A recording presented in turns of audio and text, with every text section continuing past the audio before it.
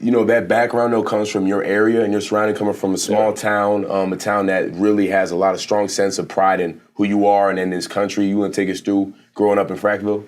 Yeah, so Frackville's small, coal region town. Not much going on. Just very blue collar. If you're not working in a factory or the coal mines or, a convenience store, something small like that, you kind of got to travel to work. But a lot of kids I went to high school with, if they didn't go to college, which a lot of kids didn't, they went in the military or just went right into the workforce. So, coming to Penn State and just having this opportunity, it was different. Obviously, playing football is a big deal for most people, but for my area, it's pretty huge to come here and play at Division I level, especially at Penn State in PA. When's the last time someone from your area has even played at a school like this?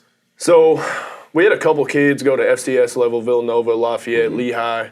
Gino Capone actually played at Penn State. He was a linebacker. He came from North Schuylkill, and that was, I'd say early 2000s. But besides that, it was very, I can't really remember. Yeah. I know we had a guy from like the 60s that played in the NFL, but, he's a geezer. You know what I mean? I haven't talked to him in... I don't know what a geezer is. He's old, man. Okay. Somebody say that's what you are right now. Wow.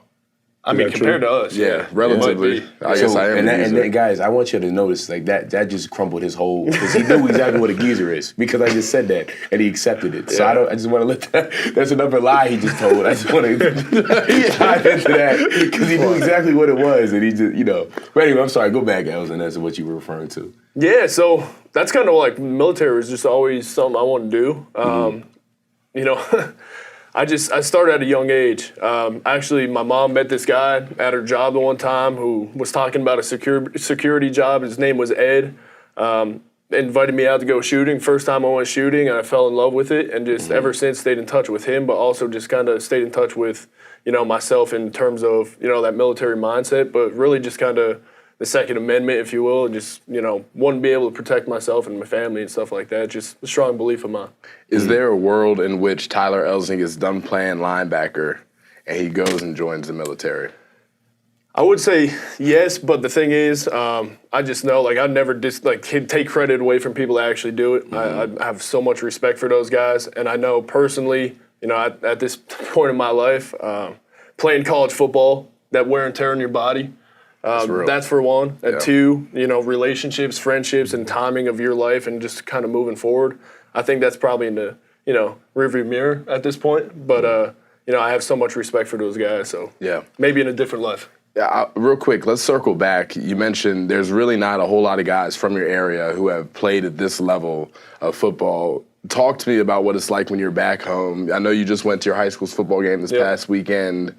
Is there a lot of love there? Is there a lot of community that you feel rallying around you?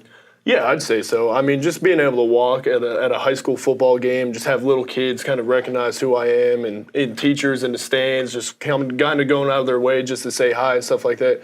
It's a pretty big deal, and I kind of forget about it sometimes until I actually go home. I always say it's an ego boost, just kind of feel down, and you go back home and so many people support you, and you realize you're doing something that a lot of people maybe want to do or wish to do and just couldn't do it. So it's super special, and I have so much support from back home, and I'm very fortunate to be in this position.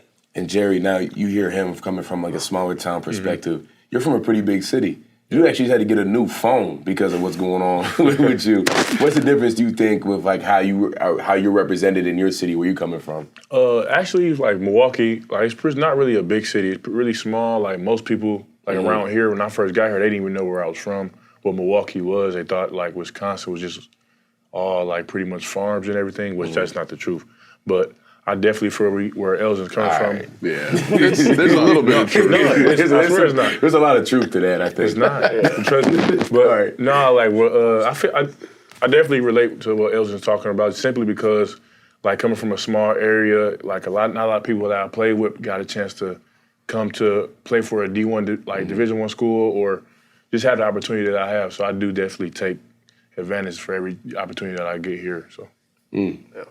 Now, Elsdon, we talk about playing high school ball, playing in the coal region ball, playing in your mud bowl.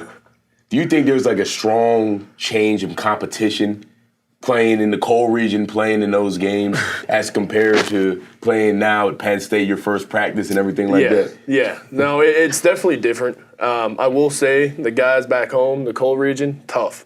Okay. And tougher than $2 steaks. You know what I'm saying? But no, it's definitely different. You know, like there was a lot of kids from my school going to Division I. I don't think I played a kid that went to Division I school in high school. Maybe one or two. So the competition was definitely different. So coming here, you know, the speed of the game, the size of the athletes, just kind of the coaching, the fundamentals. There's a lot that I thought I knew that I actually didn't know. So it was super eye-opening. But you know, I think the way I played in high school, though, just like I said, like that blue-collar toughness, playing in mud bowls, not really caring, just going out and having fun, that's what got me here in the first place, was just having fun and just playing with the guys and, you know, loving the guys you play with, you know, just being super tight-knit. That's something I always say, like, the kids I played with in high school, I played with since I was 4 years old. So 4 years old to, you know, 16, 17, 18 years old, they're the same guys. So, like, just being able to have a chemistry like that was super special. And that's something now that I try to display in the locker room now and try to get close with the guys and kind of build that camaraderie and, you know, push ourselves toward championship team.